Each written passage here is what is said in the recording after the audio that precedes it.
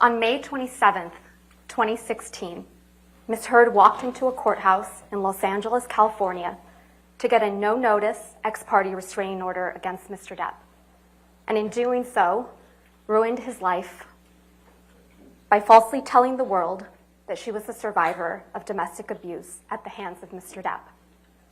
Today, on May 27th, 2022, exactly 6 years later, we ask you to give Mr. Depp his life back by telling the world that Mr. Depp is not the abuser Ms. Heard said he is, and hold Ms. Heard accountable for her lies.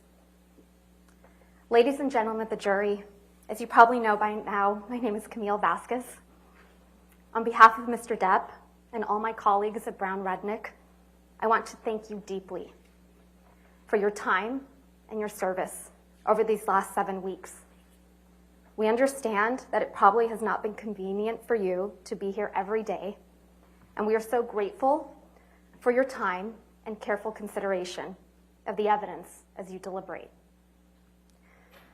After weeks of sitting in this courtroom, listening to testimony and looking at evidence, now it's time for you, the jury, to come to a decision. You have been entrusted with a serious task. What is at stake in this trial is a man's good name. Even more than that, what is at stake at this trial is a man's life. The life that he lost when he was accused of a heinous crime, and the life he could live when he is finally vindicated. Exactly 6 years ago today, on May 27th, 2016, Ms. Heard walked into court and filed a false report of domestic abuse against her husband of 15 months, Johnny Depp. The scene was a setup. She tipped off the paparazzi so they would be waiting. They knew exactly where she would pause, which side of her face to photograph. And the photos captured what she wanted them to see, the image of a battered woman. What the paparazzi did not know is that the dark mark on her face mysteriously appeared 6 days after last seeing Mr. Depp. It was a lie. She knew it, Mr. Depp knew it, and the multiple witnesses you heard from who saw her that week of May 21st, 2016, also knew it. But the world only saw what she wanted them to see.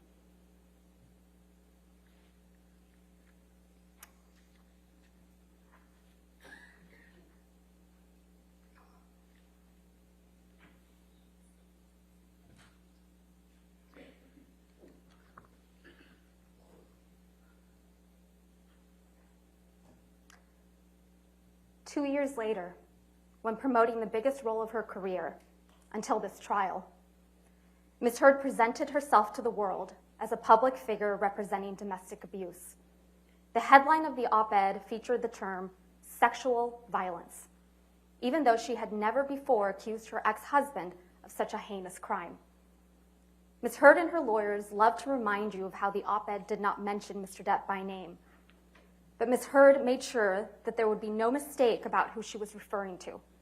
She inserted 2 years ago, so the world would remember the photo of a battered woman, the mark on her face standing outside the courthouse, and they would once again see Mr. Depp as the villain, this time in full swing of the Me Too movement. But what was happening behind closed doors was quite different from what Ms. Heard presented to the world. The exact opposite, in fact. There is an abuser in this courtroom, but it is not Mr. Depp. And there is a victim of domestic abuse in this courtroom, but it is not Ms. Heard.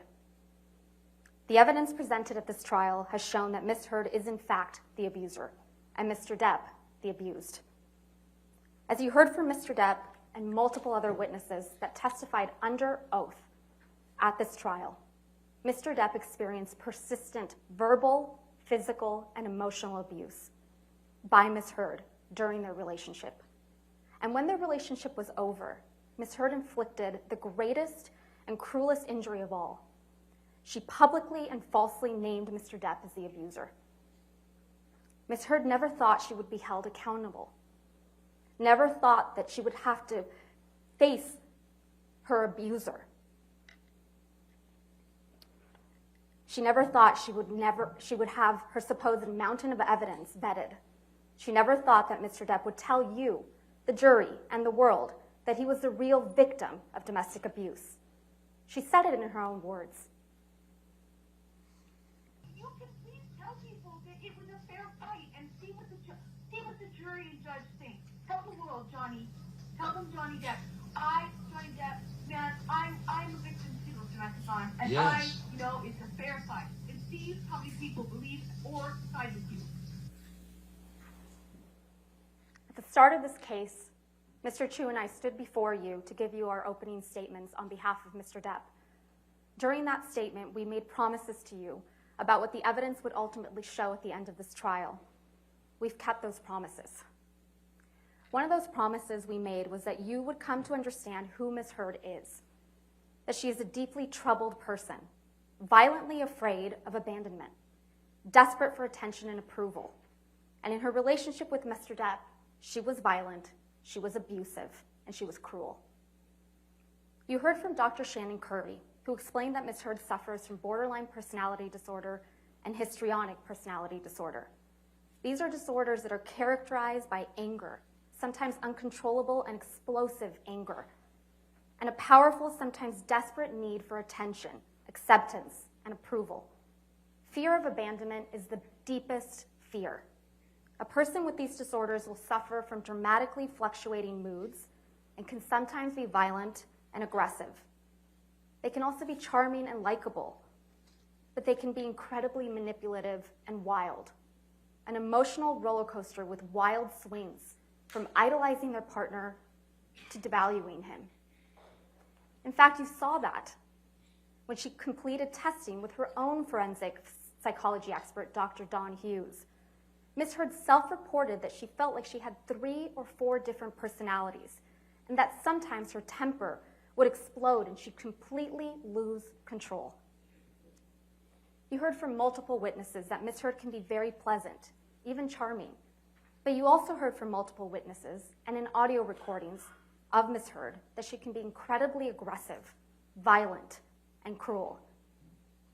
You heard that even from her former assistant, Kate James, Ms. James testified that Ms. Heard would scream, yell, and send her barrages of text messages. In fact, Ms. Heard testified that Ms. James testified that Ms. Heard literally spat in her face.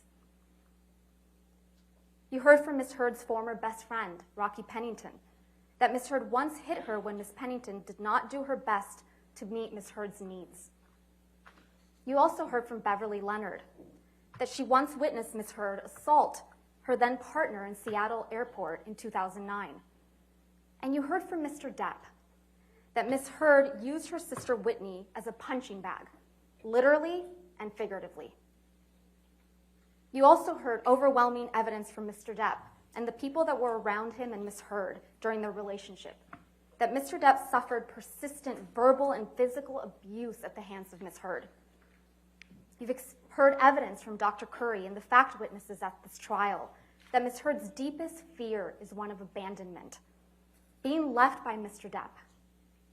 Mr. Depp's greatest crime in her mind, the fault she confronts him with time and time again, is that he splits. He leaves the fight, especially when Ms. Heard gets physical, and she couldn't stand it when he did. You heard from Ms. Heard yourselves in audio recordings how upsetting it was to her when Mr. Depp would split. Anytime anything goes wrong, you split. I feel like it's your first thing. And it's unnecessary. It's not always you're splitting because there's blows or because there's yelling or anything. You split most times when I'm still speaking in this volume and nothing has been thrown or hit or anything. You saw the barrage of text messages she would send when he would leave, calling him a monster for doing so. You heard from witnesses like Travis McGivern, Tara Roberts, and Debbie Lloyd that Ms. Heard would clod Mr. Depp, block the elevator, throw a punch when Mr. Depp tried to separate himself from the fight. And you heard from Mr. Depp and Ms. Heard's couple therapist, Dr. Anderson, that Ms. Heard reported that when Mr. Depp would leave to de-escalate a fight, she would strike him to keep him there because she would rather be in a fight than have him leave.